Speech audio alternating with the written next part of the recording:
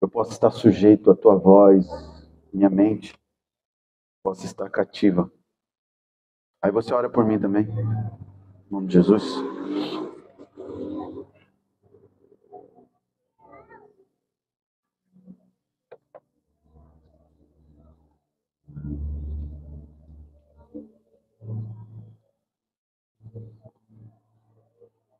Obrigado, Senhor, por esse tempo. Obrigado pela oportunidade de estarmos juntos aqui, celebrando o teu nome, Senhor, e desde cedo já sendo tocados. Muito obrigado, porque o Senhor tem algo para nós essa noite e a nossa expectativa só aumenta. Por isso pedimos a Deus que a nossa mente possa estar concentrada naquilo que o Senhor tem para cada um de nós. Que essa igreja possa ser tocada, que essa igreja possa ser edificada. Que vidas possam ser curadas, transformadas. Que haja, Senhor, em nome de Jesus, decisões importantes nessa noite, neste lugar. Que a atmosfera continue assim, Senhor. Propícia a manifestação da Tua glória neste lugar. Deus, em nome de Jesus, fale individualmente. Cada um aqui, Senhor, de forma particular. Na linguagem que cada um aqui possa compreender, possa entender. Que o Teu Espírito possa operar o convencimento àqueles que necessitam, Senhor, e que todos nós possamos ser alimentados essa noite. Senhor, nos dê fome da Tua palavra. Nos dê sede da Tua presença. Muda isso dentro de nós. É que eu te peço, em nome de Jesus. Amém? Irmãos, como eu falei, é um grande desafio estarmos aqui fora. Os padrões cuiabanos, está friozinho, né? Fresquinho, como diz o cuiabano. Mas se nós concentrarmos aqui naquilo que Deus tem, vai dar tudo certo, em nome de Jesus. E se nós contribuirmos de verdade, loguinho nossa obra lá dentro termina e nós vamos poder voltar lá para dentro, em nome de Jesus. Amém? Glória a Deus. Depois nós vamos falar sobre isso, sobre a quantas andam a nossa reforma. Eu acho que a porta do templo deve estar aberta. No final do culto, você vai poder entrar lá, dar uma olhada lá, ver como que está a bagunça lá dentro. Pra você ter uma noção. Talvez você não consiga entender muito, né? Questão de fio pendurado lá. Mas nós estamos refazendo toda a instalação elétrica do templo, adequando tudo. A nossa instalação estava a ponto de pegar fogo.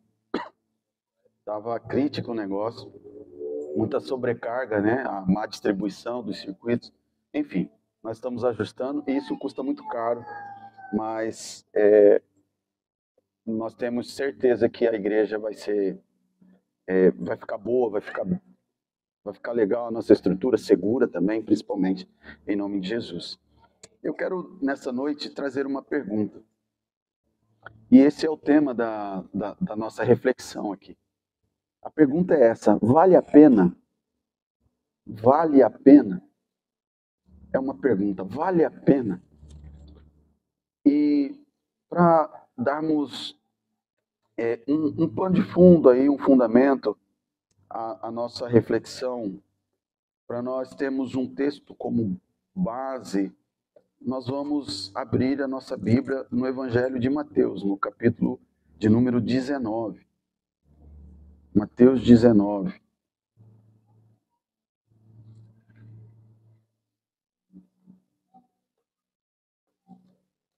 Glória a Deus.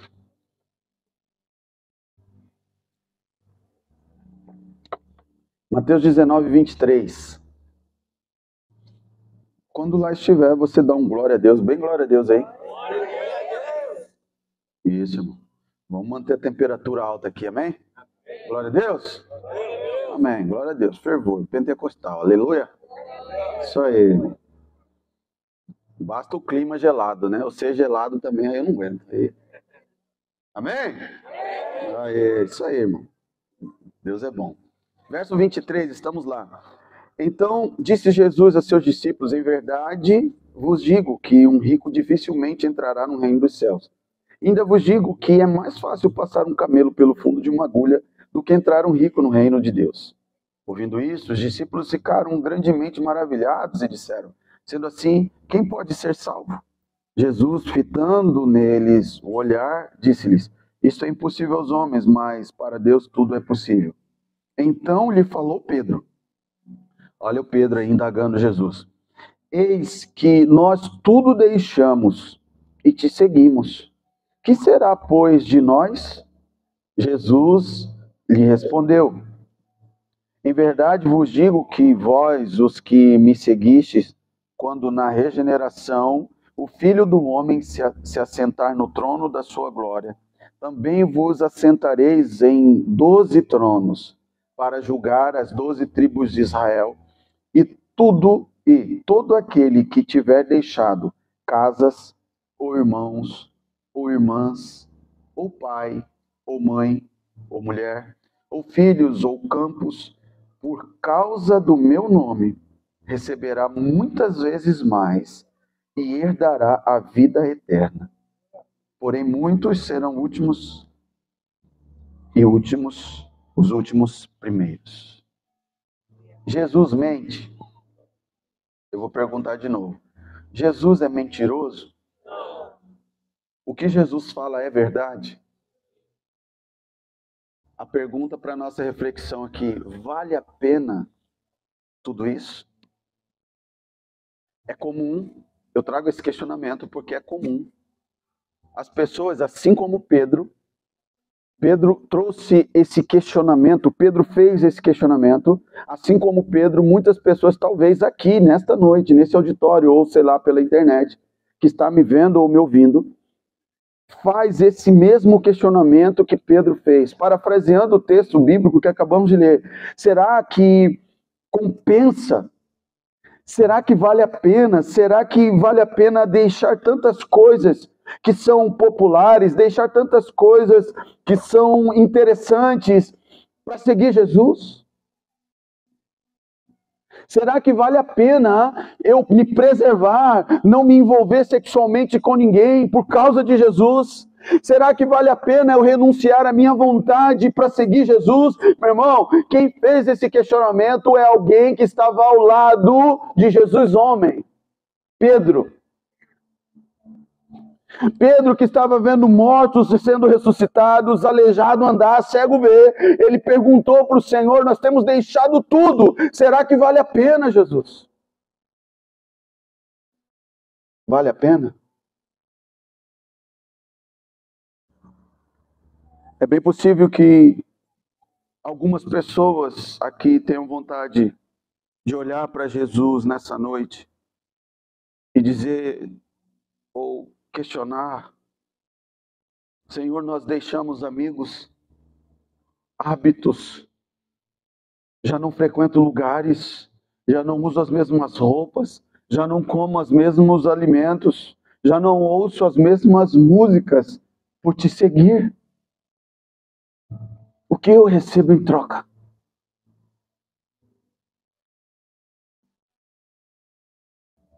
É muito interessante quando nós olhamos para o Evangelho. O Evangelho fala da substituição. Em nosso lugar, Cristo morreu, para que nele nós pudéssemos ter vida. Nós éramos destinados à morte, nós não possuímos outro caminho a não ser a condenação eterna, mas Deus proveu um cordeiro sem mancha, sem mácula, a saber, Cristo Jesus, para que fosse morto por propiciação dos nossos pecados e de uma vez por todas dependêssemos dessa graça. Uma dependência eterna. Porque uma vez que fomos libertos por Cristo, nos tornamos escravos do seu amor.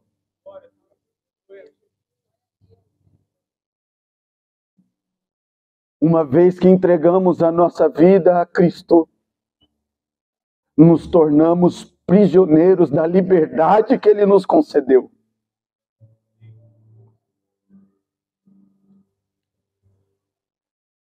Uma vez dependente de Jesus, seremos eternamente dependentes dele. Porém, se nós desejarmos usar da liberdade para não dependermos de Cristo, nós passaremos a eternidade sem Ele. Se eu escolher hoje a dependência total a Cristo, eu viverei eternamente dependente dEle. Se eu escolher a liberdade hoje, eu me verei completamente afastado, eternamente sem Ele. O Evangelho de João, a palavra do Senhor relata o momento em que Jesus estava junto com seus discípulos. Não estava ali reunido apenas os 12 que nós conhecemos, apenas os 12 discípulos, mas aqueles que dispuseram da sua vida para seguir Jesus, não apenas os 12, mas alguns outros. Estavam ali com Jesus. E no final, isso você encontra no Evangelho de João, no capítulo 6. Você pode anotar para você ler depois. Jesus estava falando que Ele é o pão da vida. Jesus estava dizendo que Ele é o pão vivo que desceu do céu. Jesus estava falando que nele, quem estava nele encontraria vida, e o contrário disso era morte.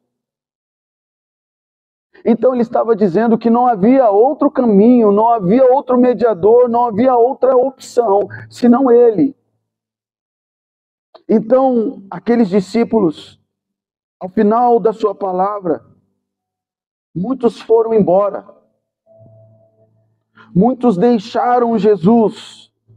Muitos saíram da presença do Senhor. Então ficaram alguns outros, e Jesus se voltou para eles e ele disse: e vocês não vão embora não? Porque aqueles que foram embora, disse assim: que pregação dura é essa? Que mensagem dura é essa? Jesus não é amor? Por que ele nos confronta? Mensagem dura, eu vou embora. Mas alguns ficaram. E Jesus, se ele fosse um cuiabano, ele ia dizer: e vocês, vaza também, vaza aí, vocês. Por que vocês ficaram? Porque vocês não foram embora. Vocês não vão embora também, não? Mas Jesus não é amor? As palavras do Senhor, elas são vida.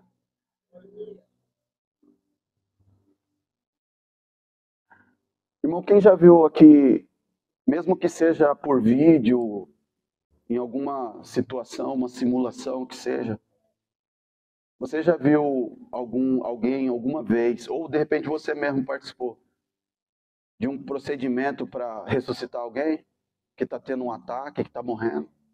Você já viu como que é? Pelo menos por vídeo, você já viu? Você já viu um enfermeiro, socorrista, ou seja lá quem for, chegar no cara que está tendo um ataque assim: por favorzinho, não morre não? Até soco, meu irmão, se for necessário dar. Até soco. Para não perder aquela vida. Tem momento que o desfibrilador do Senhor, ele precisa atuar. E quando ele vai atuar, ele fala assim: ninguém fica por perto não, afasta aí. Não pode ninguém estar fazendo cafunézinho na cabeça. Não, aqui é o socorrista e o que está morrendo. Afasta. Porque se com a massagem não resolver, eu vou dar um soco, eu vou jogar na parede, eu vou fazer alguma coisa. Mas não vou perder essa vida. Quem está aqui? Era isso que Jesus estava fazendo. Trazendo alguns para a vida. Então vem a célebre frase, versículo bastante conhecido. Quando ele diz: e vocês não vão embora? Pedro, mais uma vez, ele se levanta e diz: Senhor, para quem iremos? Tu tens palavra de vida eterna. Aleluia. Glória a Deus. Quando você sai da sua casa para um domingo como esse, meu irmão, você não deve sair da sua casa atrás de algo. É atrás de alguém. Pedro não disse para onde iremos. Pedro não estava preocupado com posição geográfica. Ele perguntou para quem iremos. João 6,68. Porque a vida eterna não está no endereço. É uma pessoa.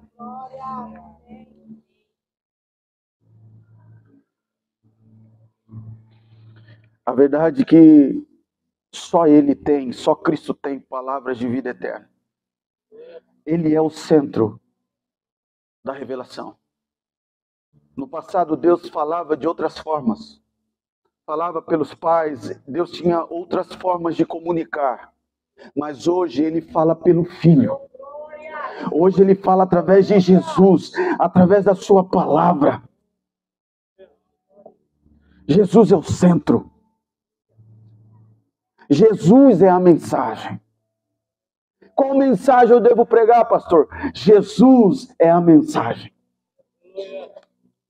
Qual deve ser o centro da minha mensagem? Jesus é o centro da nossa mensagem. As Escrituras detêm a autoridade. As Escrituras determinam a última palavra em nossas vidas. É a Bíblia que nos faz entender que fora de Cristo nós temos palavras de morte, mas em Cristo nós temos palavra de vida eterna. Diga assim comigo: sem Cristo, palavra de morte. Diga: com Cristo, palavra de vida eterna. Quantos creem nisso? O salmista, no Salmo 121, ele disse assim: elevo os meus olhos para o monte. De onde vem o meu socorro? O meu socorro vem do Senhor, que fez o céu e a terra. Eu elevo os meus olhos para o monte. De onde vem quem? O Senhor. O Criador de todas as coisas. O que sustenta todas as coisas pelo poder da sua palavra. Eu olho para o monte, eu elevo os meus olhos. Eu não olho para dentro encontrando solução para o meu problema. Eu não olho para o lado para encontrar a solução para o meu problema. Eu olho para o alto, porque é do alto que vem o meu socorro.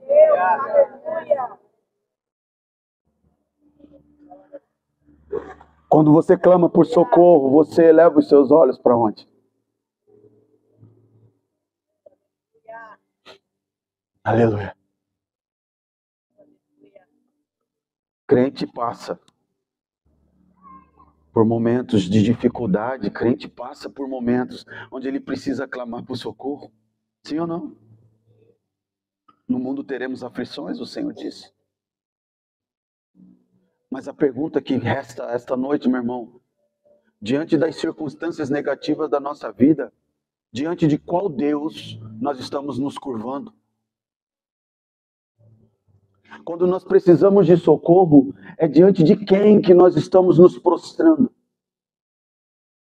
Quando nós precisamos da ajuda, nós buscamos primeiramente em quem essa ajuda?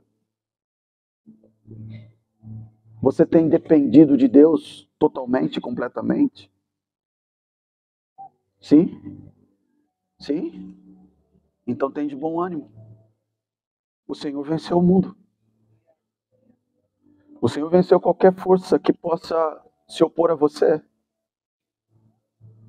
O Senhor, Ele já venceu quem te ameaça. Não existe voz de ameaça que possa suplantar o poder do nosso Deus. Diante da voz do Eterno, todas as outras vozes se calam. Aleluia. Glória a Deus. Aquilo que nós mais necessitávamos, e veja que eu falo no passado, Ele já proveu. O que você procura? Se Ele já te deu tudo. O que te angustia se nele você tem tudo? Ou você não tem?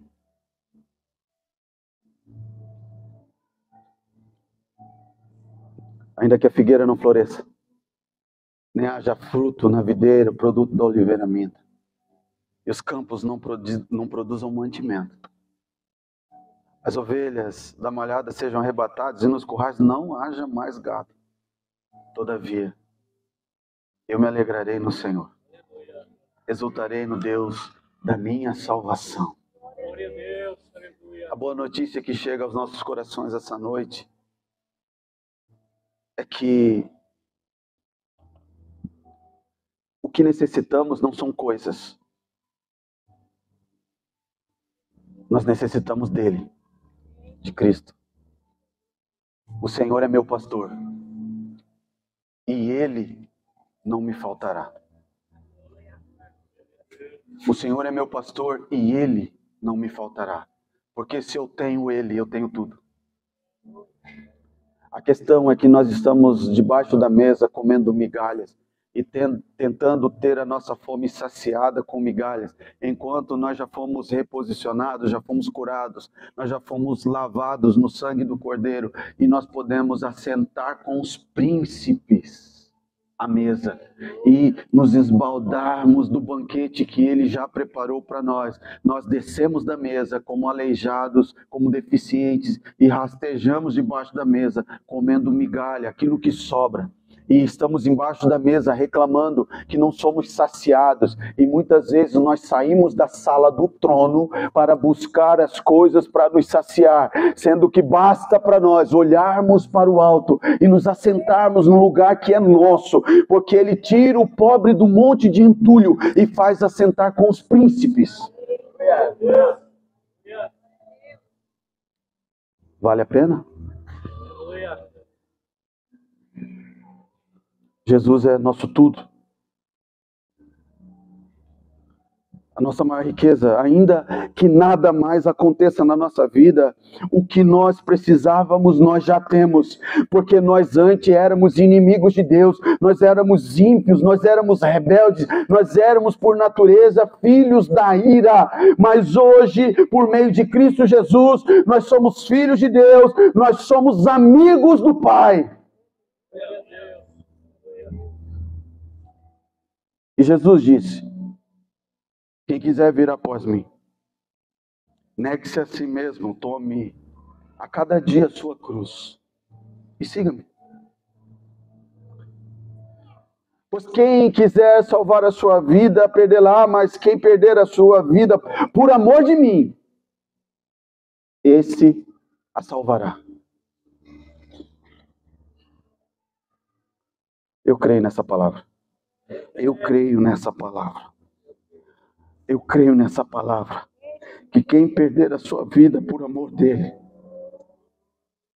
quem abrir mão das suas preferências, dos seus gostos, dos seus hobbies, dos seus prazeres, por amor de Cristo,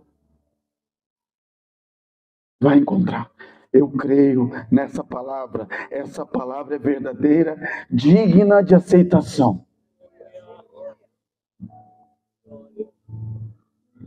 Filipenses 4:6.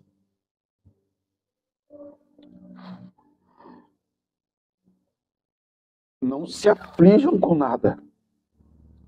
Ao invés disso, orem a respeito de tudo. Contem a Deus as necessidades de vocês. E não se esqueçam de agradecer-lhes suas respostas. Se fizerem isso, vocês terão experiência do que é a paz de Deus, que é muito mais maravilhosa do que a mente humana pode compreender. Sua paz conservará a mente e o coração de vocês na calma e tranquilidade, à medida que vocês confiam em Cristo Jesus. Filipenses 4, 6 e 7, na versão Bíblia Viva. Vale a pena? Existe algum estilo de vida, meu irmão, que realmente vale a pena vivermos? O estilo de vida que você escolheu viver vale a pena? É tanta correria, é tanto trabalho, todos os dias. A pergunta é: o que nós vamos levar quando ocorrer a nossa partida desse mundo? As riquezas vão para onde? Os impérios construídos.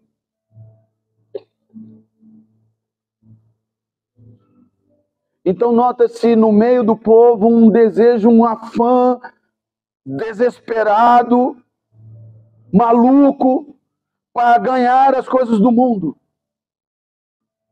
E esquecemos daquilo que é primordial. O que é primordial é viver bem.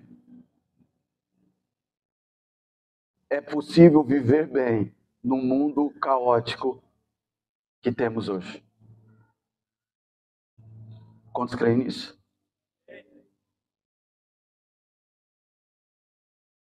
Vale a pena andar ansioso, preocupado?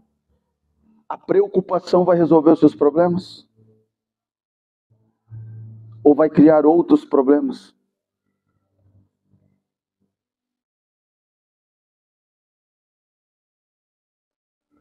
A oração é apresentada como um caminho para colocar fora do nosso coração, da nossa mente, toda angústia e receber de Deus o conforto, e receber de Deus o consolo, direção, para que nós possamos experimentar aquilo que ninguém ouviu nem viu.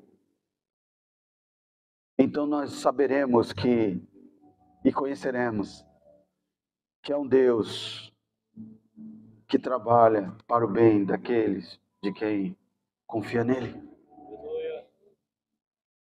Deus cuida de você, meu irmão.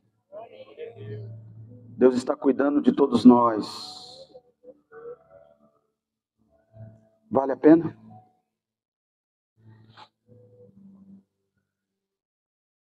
Você tem fé?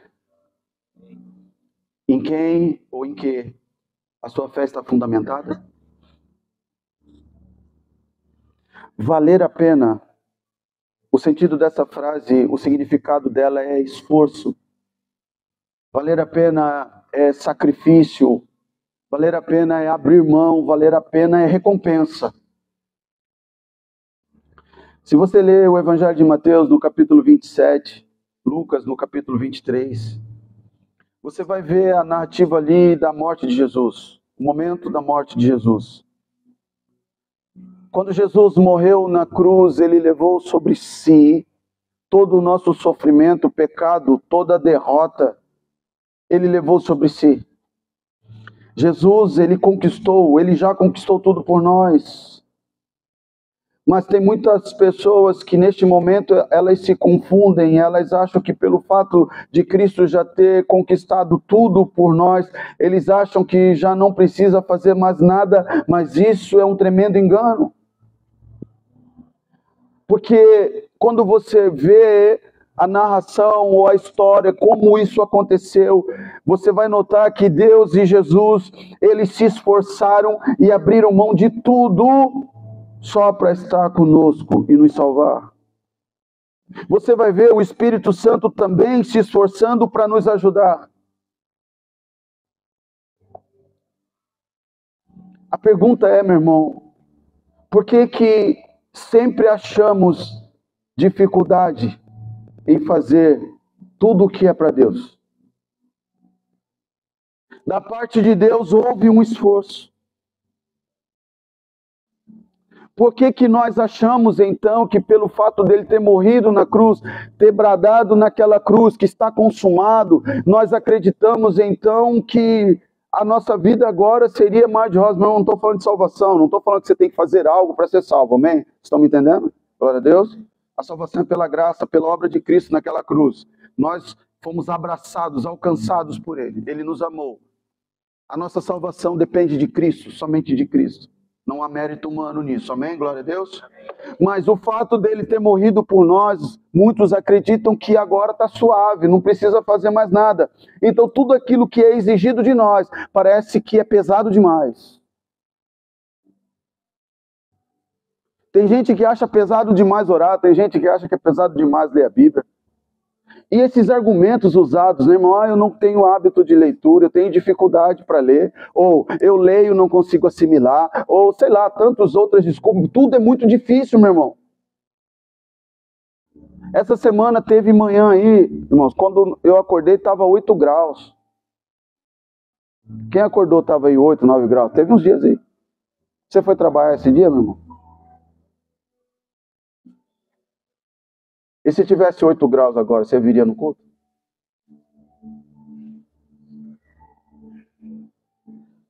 Porque nós achamos que é para Deus, Deus vai entender. Deus vai entender. Não precisa, Deus vai entender. Se você marca uma reunião sábado de manhã, é pesado demais. Mas se você marca um passeio sábado de manhã, felizão. Nós achamos que seguir Jesus é suave assim, e pronto, não precisa de mais nada, está tudo certo. Afinal, ele morreu na cruz. Ele padeceu para eu ter vida. Deus abriu mão de seu filho.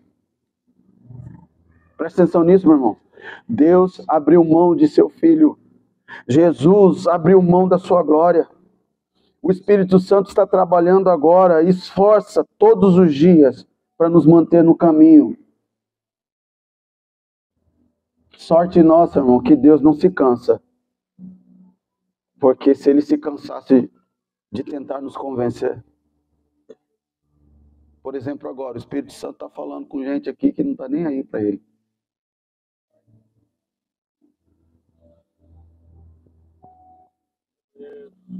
Então o pai diz, filho, vai.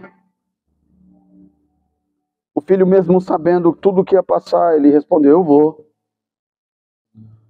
Mesmo sabendo de todas as dificuldades que ele ia enfrentar, tudo que ele ia encarar, Deus sofreu. Ele ficou com raiva quando os próprios, aqueles que ele fez a sua imagem e semelhança, agora estão matando o seu filho.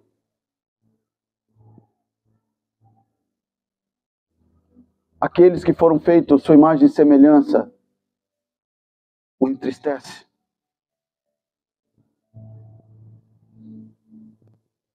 Mas ainda assim, meu irmão, preste atenção nisso. Ele olhou para tudo isso, sabendo de tudo isso, ele falou assim, vai valer a pena eu entregar meu filho para ser moído, para sofrer por aqueles que eu amo de tal maneira. Glória a Deus. Aleluia. Obrigado, Senhor. Jesus, independentemente do que ia acontecer, ele disse, Pai, vai valer a pena. Vai valer a pena eu sofrer, morrer no lugar daqueles que meu pai e eu tanto amamos. Ele nos amou tanto que quando ele estava sendo maltratado, ele pediu perdão a Deus. Perdoa-os, Senhor. Sofrendo a solidão por causa dos nossos pecados. Porque agora Deus não podia estar com ele, porque Deus não podia ficar junto ao pecado. Que amor é esse, meu irmão? Que amor é esse que, sabendo de todas essas dores, de todo esse custo, ele bradou do céu, disse, vai valer a pena.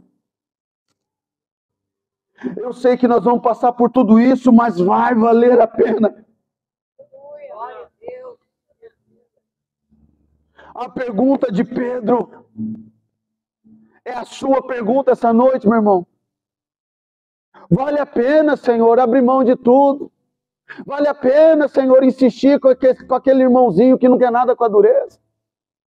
Vale a pena, Senhor, cuidar de um povo obstinado? Senhor, vale a pena eu ir na igreja?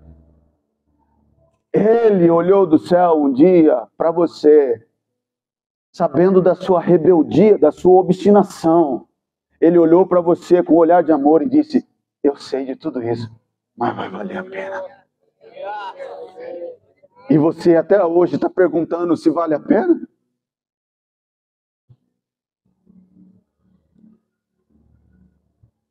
O Espírito Santo nessa noite está dizendo: vale a pena insistir, persistir por eles. Mesmo sabendo que são teimosos, mesmo sabendo que são rebeldes, duros de coração, que não vão ouvir quando eu falar com eles.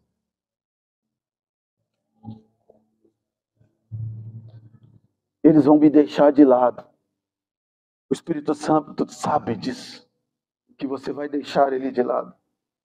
Mas olha aqui para mim, mesmo assim, ele luta e intercede por todos nós, todos os dias, mesmo sabendo que somos um povo de dura servir. Tudo isso que a Trindade, o Pai, o Filho, o Espírito Santo fizeram e fazem por você. Agora muda a pergunta, meu. Pedro começou perguntando, você começou perguntando: Deus, vale a pena? Agora vamos tentar nos colocar no lugar dele, na ótica dele, não no lugar dele, mas enxergar as circunstâncias a partir da ótica de Deus. Eu pergunto para você, meu irmão, tudo isso que ele fez e tudo isso que ele está fazendo por você, vale a pena? Vale a pena todo esse sacrifício por você? É você que tem que responder. Eu vou mudar a minha pergunta para ajudar na sua reflexão. É você mesmo, é individual, tá? Você tem feito valer a pena o sacrifício de Jesus na cruz? Eu não estou falando de pagamento pela salvação. Eu estou falando de honra a Deus. Eu estou falando de obediência à voz do Espírito Santo. Eu estou falando de seguir os preceitos, as ordens claras, expressas de Deus. Você tem feito valer a pena o sacrifício de Jesus? Todo o esforço dele. Quando ele olha para a sua vida, ele fala assim: valeu a pena.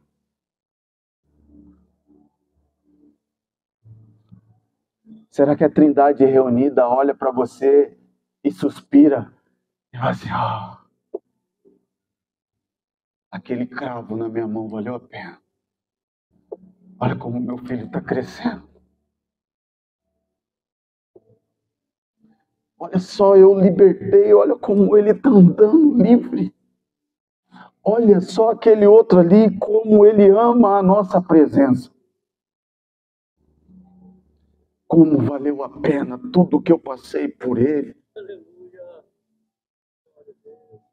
Ele pode dizer isso de você hoje, meu irmão? Eles se esforçaram, sacrificaram, abriram mão de muitas coisas. E por que nós não podemos abrir mão de nada para servi-lo? Nós insistimos em dizer que estamos na correria, que não temos tempo. Não abrimos mão de nada que é nosso por ele. Por que nós temos a mania de acreditar que para nós as coisas precisam ser fáceis, suaves? Olha aqui para mim, meu irmão, não tem que ser fácil. O reino até hoje é tomado por esforço. Então você vai ter que buscar, você vai ter que se esforçar, você vai ter que se sacrificar, você vai ter que matar a sua carne, sim, você vai ter que matar as suas vontades, sim, porque vai valer a pena. A sua recompensa será grande.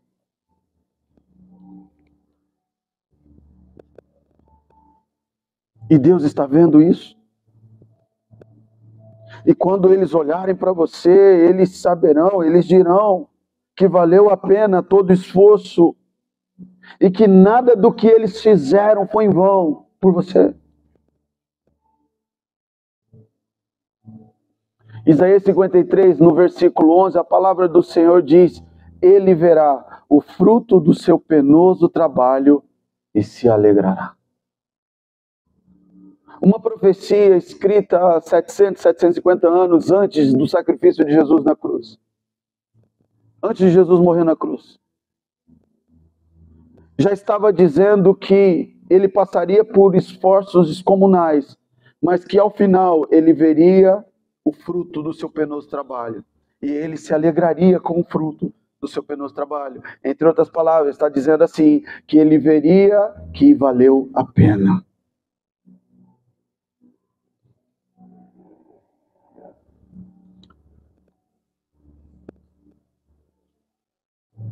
Antes mesmo de você fazer um monte de coisa ruim que você já fez,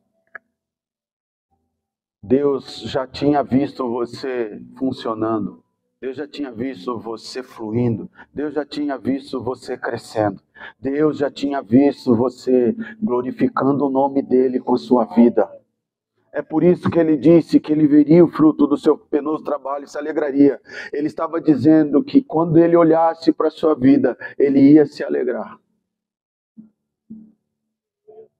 Então eu estou dizendo, olha aqui para trazer algo mais claro para você. Há uma expectativa no coração de Deus a seu respeito.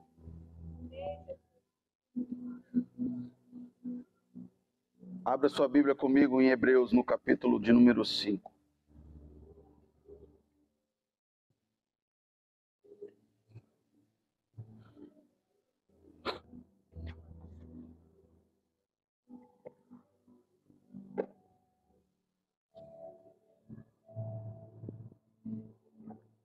Quem está lá? Estamos juntos? Amém? A esse respeito, temos muitas coisas que dizer e difíceis de explicar. Porquanto vos tendes tornados tardios em ouvir.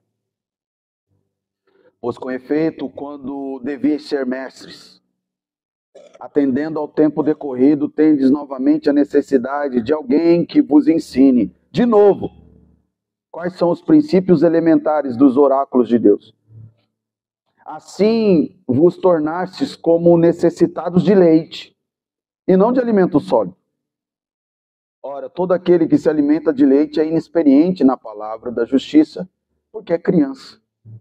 Mas o alimento sólido é para os adultos, para aqueles que, pela prática, têm as suas faculdades exercitadas, para discernir não somente o bem, mas também o mal.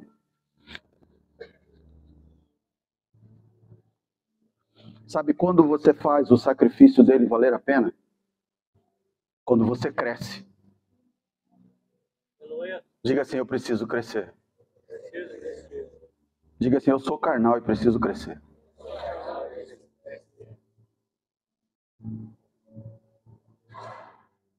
Primeira vez que um professor pediu para eu repetir isso, eu fiquei ofendido com ele. Eu não consegui nem repetir. Professor, ele falando que eu sou carnal.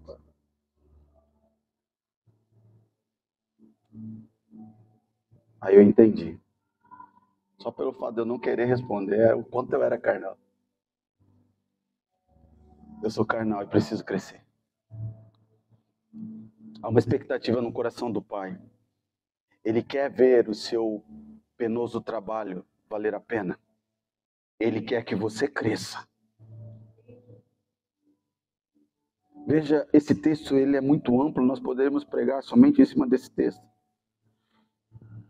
Ele fala de um povo que é lento para aprender.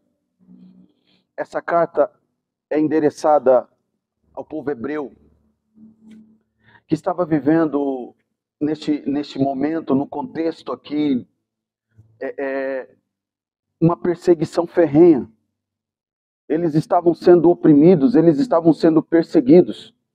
E por conta da perseguição, por conta do cenário que eles estavam vivendo, por conta da sociedade que eles estavam inseridos, que não aceitava o cristianismo, muitos estavam voltando ao judaísmo. Muitos estavam dando um passo atrás ao judaísmo. Então o autor aos Hebreus alerta esse povo, fala bem assim: vocês estão necessitando de que venham outras pessoas e ensinem as mesmas coisas. Por que que para vocês tem que ficar ensinando as mesmas coisas, toda hora as mesmas coisas? Pelo tempo que vocês têm de igreja, pelo tempo que vocês congregam, já eram para vocês estarem ensinando outros. Mas é necessário que outros venham e ensinem você as coisas básicas da fé. Por exemplo, a doutrina de batismos. Por exemplo, a doutrina de imposição de mãos. É necessário que as pessoas precisem ensinar você rudimentos da fé, como a volta de Cristo, como o juízo eterno. Sobre esses fundamentos da fé, preste atenção, ele considera fundamento, ele considera rudimento, ele considera beabá. Meu irmão, quem é da minha época aqui, você vai denunciar agora, né? Que lá quando você estava aprendendo a ler, você tinha uma cartilha do abecedário. Levanta a mão aí, pode falar, quem usou cartilha aí?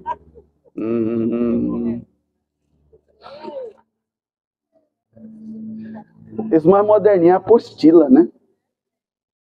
Apostilinha, coloridinha. Nossa, era cartilha, né? É tipo assim, meu irmão. Você está na faculdade, ou você tem idade para faculdade. Você está matriculado na faculdade. Aí é necessário vir alguém da 5ª série, sentar com você e ensinar a fazer o A. É isso que o autor aos Hebreus está falando. Vocês já deveriam ser mestres. Mas é necessário que alguém venha e ensine de novo para vocês rudimentos da fé. Os fundamentos da fé.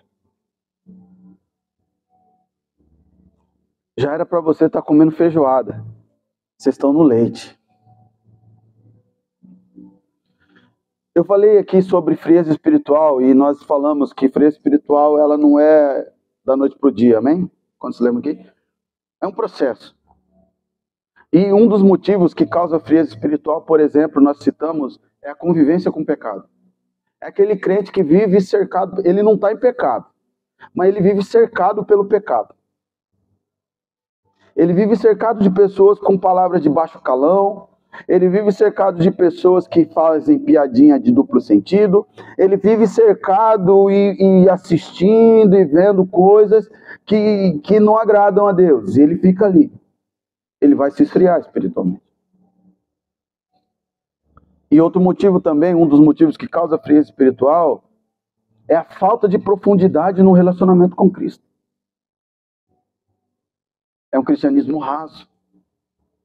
E aqui o Senhor, quantos querem fazer o sacrifício de Cristo valer a pena, amém? Que a sua vida seja para a glória dele. Nós precisamos sair da superficialidade. Esse texto, depois você pode ler, além dos versículos de 11 a 14 do capítulo 5, você pode ler Hebreus no capítulo 6 também. Você vai ver um alerta contra a apostasia. É um alerta contra a apostasia. Ele nos alerta para estarmos diligentes. Porque ao sermos salvos, meu irmão, nós ainda temos uma longa caminhada até a perfeição. E essa perfeição ou maturidade espiritual, nós não poderemos alcançá-la se nós somos tardios para ouvir. Sabe aquela pessoa que você fala, ela não te ouve? A pessoa que não ouve, apesar de ser instruído, não ouve. Tardio em ouvir. Ela não cresce. Não cresce. O crescimento espiritual é retardado. Então, se existe tantas coisas para serem feitas, irmão, precisa sim de empenho, de esforço, de dedicação para alcançarmos esse nível de maturidade. E nós precisamos, com isso, então, nos render ao propósito divino. No versículo 1 de Hebreus 6, ele fala assim: deixemo-nos levar. Deixemo-nos levar a esse propósito. É Deus, é você que se oferece, você se rende, baixa a guarda, então Deus vem e opera algo tremendo em você. Quem está aqui? O verdadeiro cristão, ele deve crescer na graça e no conhecimento. Ainda no capítulo 6, ele começa dizendo ou desafiando a mim e você, todos nós, a sairmos da mesmice, a sairmos da superficialidade, a sairmos dos rudimentos e nós prosseguirmos para uma vida cristã de maturidade. Quem está aqui? Fica aqui comigo, irmão. Não pega o foco, não. Os hebreus eram considerados aqui nesse contexto crianças na fé, imaturas. Irmão, criança é uma bênção, sim ou não? Sim ou não? É uma bênção. Imagina aí, Gustavo e Júlia aí, ó. Imagina se o bebê nascesse correndo. Vocês iam ficar assustados, sim ou não? Mas que é isso, rapaz? Cadê o guri? Não, nasceu aqui, tá lá na recepção. Ia causar espanto, sim ou não? Então tem um tempo, é verdade. Mas agora, vamos lá. Imagina Emanuele, 8 anos de idade. Minha filha caçula.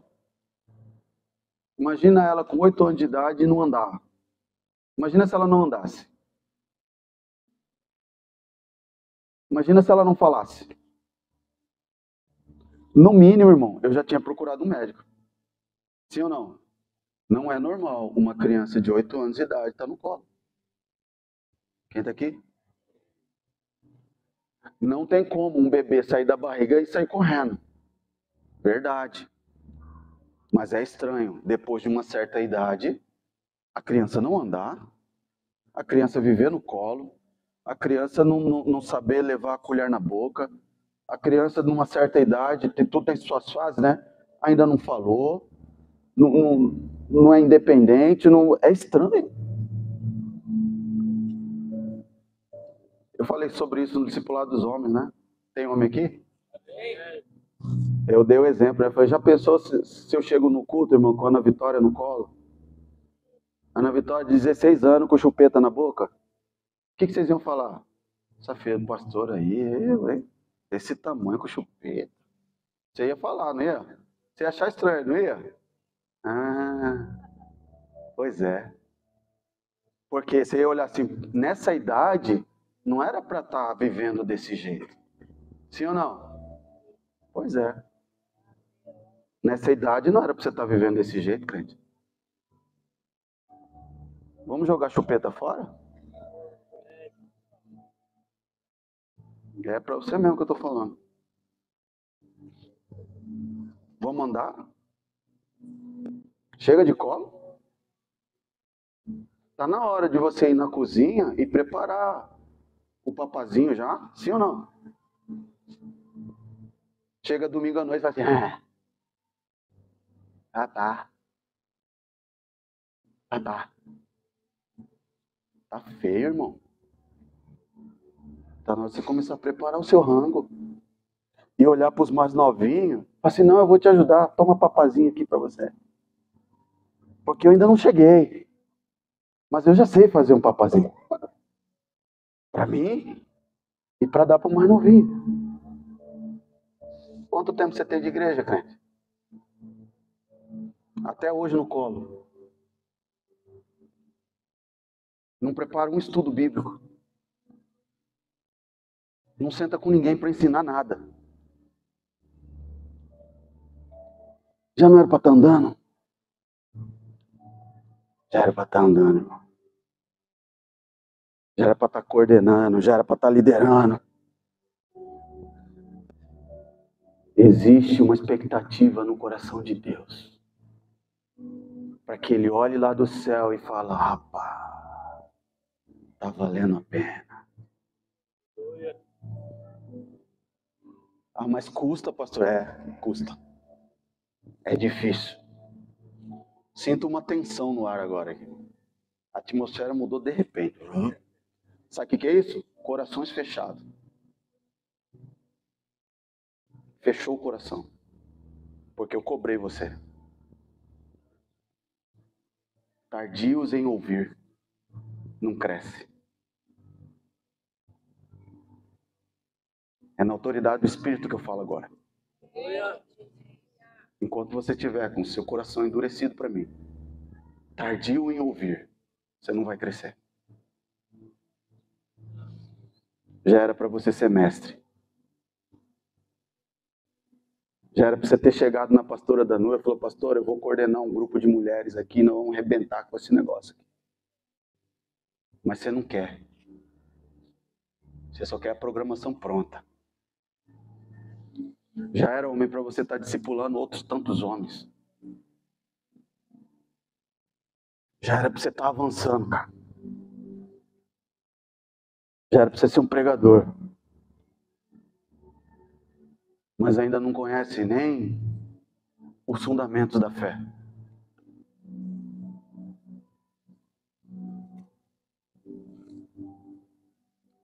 Nenhum pai fica tranquilo se ver seu filho, com o passar dos anos, não andar.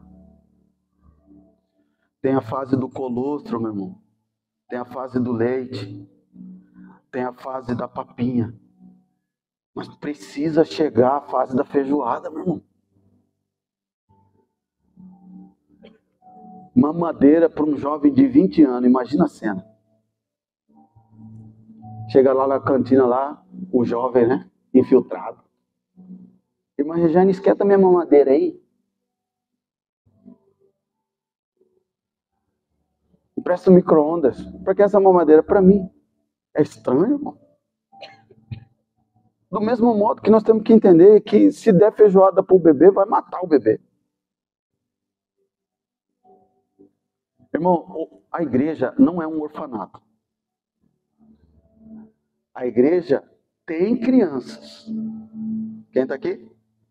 Mas não é orfanato. Tem criança, mas tem adulto. A denúncia aqui é que os irmãos hebreus, eles deveriam ser mestres. Mas ainda era necessário falar de coisas básicas, sobre rudimentos. Irmão, nós precisamos avançar para chegar à varonilidade. Existe uma expectativa no céu com relação a você. Existe uma expectativa de Deus. Ele quer saber, vai valer a pena? Ele sabe que valeu a pena, porque Ele já viu você funcionando. Mesmo que você não creia, Ele já viu você operando nos dons, Ele já viu você exercendo o seu ministério, Ele já viu você ganhando almas, Ele já viu você discipulando, mas você precisa crer e precisa investir na sua vida. Você precisa ler, você precisa orar, você precisa estudar, você precisa gastar a sua vida nisso. Ou alguém acha que conhecimento vem por osmose? Encosta na cabeça do outro, fala, transfere conhecimento. Ou por imposição de mãos, né? Receba conhecimento.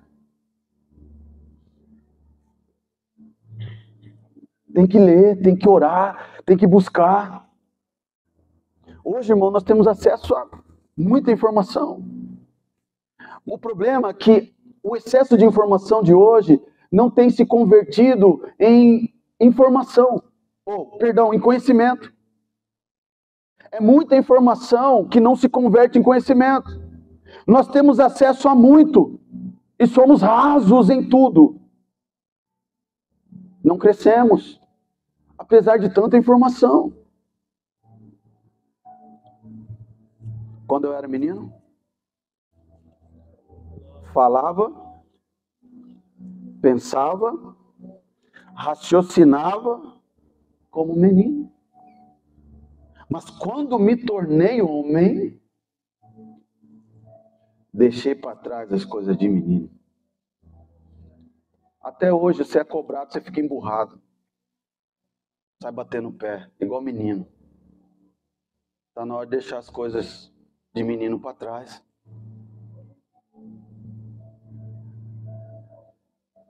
Até hoje você só sabe João 3,16. Só memorizou esse. Lá na classe de batismo. Depois nunca mais. Mas nenhum. Quem está aqui? Aleluia. Irmãos, crentes imaturos, eles tropeçam na doutrina. Crentes imaturos, eles não conseguem discernir. Posso fazer outra pergunta para você, meu irmão? Qual a nota que você daria para você mesmo, tá? Não é para o seu cônjuge, seu pai, sua mãe. Qual a nota que você daria para você mesmo no quesito conhecimento das Escrituras? Pensa só, não responde não. Não responde em voz alta. De 0 a 10, o seu conhecimento das Escrituras, que nota que você daria? Uma pergunta que você vai responder para você mesmo. Uma outra pergunta. Você é maduro? E eu lanço a terceira para você. O seu alimento é leite? O seu alimento é papinha? Ou o seu alimento hoje é um alimento mais sólido?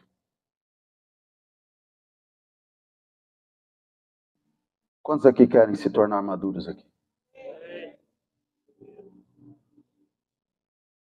Posso te dizer algo? Só se torna maduro quem pratica. Eu vou repetir. Só se torna maduro quem pratica. Quando é que você vai amadurecer na questão do perdão? Quando você perdoar. Não é quando você conhecer os versículos que falam sobre perdão. Você está me entendendo? Conhecer, meu irmão, não é suficiente se você não viver. Crente maduro, preste atenção aqui, para que você não caia em confusão. Crente maduro não é quem conhece muito. Porque conhecer não é suficiente. Não é quem sabe muito. Crente maduro não é aquele que decorou 200 mil versículos. Crente maduro é quem vive conforme já foi instruído. Ele pode viver, meu irmão, 10 versículos da Bíblia, porque ele foi instruído em 10 versículos, mas ele vive os 10. É um crente maduro. Se o cara foi instruído em 150 mil versículos, ele vive os mesmos 10 que o outro, é imaturo. Vou fazer a quarta pergunta. Quantas mensagens você já ouviu, meu irmão, nessa sua caminhada? Quinta pergunta. Das mensagens que você ouviu, quantas você colocou em prática? Aí você consegue responder a segunda. Você é maduro? Quem está aqui? Não saber não quer dizer não quer dizer que tem maturidade ou não. Tem que conhecer tudo. Porque não é saber, é viver. Viver. Isso não afasta a necessidade do conhecimento, porque você quer crescer, amém? Então você vai querer conhecer mais. É maduro quem sabe discernir, meu irmão. O bebê, ele não sabe discernir. Você já viu quando a criança começa a dar os primeiros passos, irmão? Como que pai e mãe fica? Desesperado, irmão. Eu lembro Sara, a minha filha do meio, quando ela começou a andar lá em casa. Sabe aqueles corozinhos, piolho de cobra? Um dia estava passando pertinho dela, ela aprendendo a andar. Piolho de cobra. Ela abaixou, catou e fez até croque. Só o caldinho, quer dizer. Criança não sabe discernir. Tudo vai na boca. Não pode ver um corte do TikTok de um pregador, ele já posta.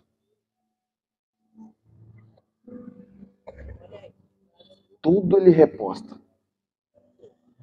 Tudo ele vai na boca. O cara falou bonito lá, ele pega e come.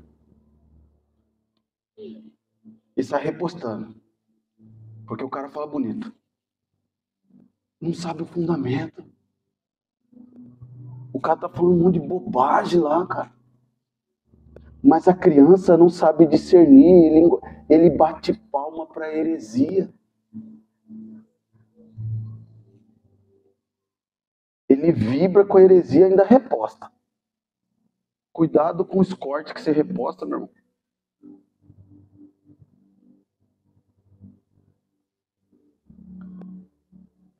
Bebê não sabe discernir, come piolho de cobra. Frase de Instagram. Melhor não, né, irmão? Até explicar, né?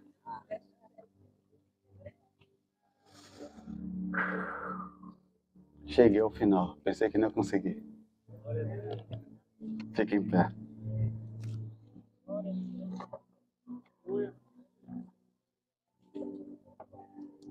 Olha aqui para mim, por favor. É mania nossa, né? De terminar a mensagem com o povo em pé, né? Então fique em pé, não é para você sair, é para você olhar para nós aqui que vai terminar. Irmão, vale a pena? Lembra a pergunta de Pedro?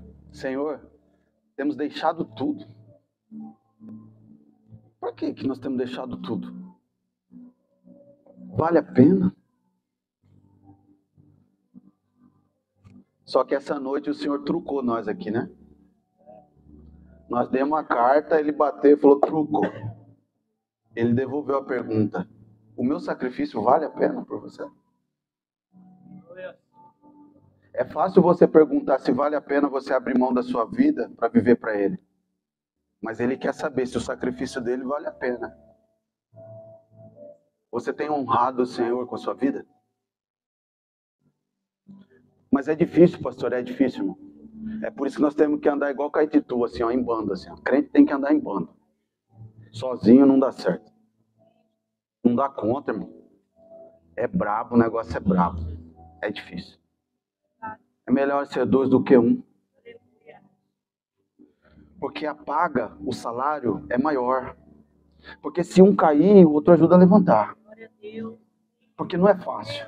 É por isso que ele inventou esse negócio de corpo de Cristo, igreja. É por isso que ele deixou escrito, não deixeis de congregar como muitos fazem. Aleluia. É por isso que ele aprovou as igrejas nos lares. Lá a igreja primitiva. Porque eles tinham tudo em comum, eles andavam juntos, não havia necessitados no meio deles. Muitas vezes a gente pega esse texto para falar sobre provisão material. Não havia necessitado entre eles. É em tudo, meu irmão. Não tinha desnutrido espiritual lá. Quem está aqui? Eles tinham tudo em comum. Oração, intercessão, discipulado, estudo, ensino, culto, louvor. Tem que andar junto, irmão. Vai ser difícil? Vai. Continuar sendo difícil? Vai continuar sendo difícil. Mas tem um homem que eu admiro muito. E as palavras dele vão finalizar aqui antes de nós orarmos. Filipenses capítulo 3. 14 e 15 diz, prossigo para o alvo. Para o prêmio da soberana vocação de Deus em Cristo Jesus. Todos, pois, que somos maduros, temos esse modo de pensar. E se alguma coisa vocês pensam de modo diferente, também isso Deus revelará a vocês. O maduro consegue andar em unidade. O maduro entende uma voz de comando e segue. O imaturo, o menino rebelde, ele vai para o lado oposto ao que foi ordenado. coisa de menino.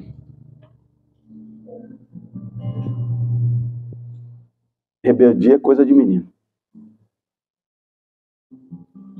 Insubmissão é coisa de menino.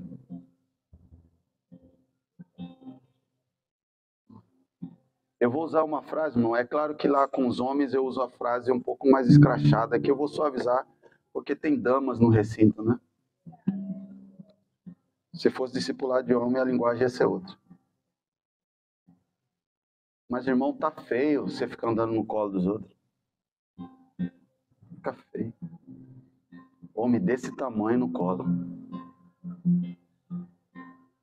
Fica feio. Tá na hora de você alimentar os mais novos. Levanta e anda. Dessa paralisia espiritual. Levanta e anda dessa estagnação. Nessa noite. Vale a pena? Jesus pergunta, a sua vida honra o nome dele? E ele diz e brada do céu essa noite, valeu a pena. Se é isso que você quer para a sua vida, vem aqui à frente, vamos orar.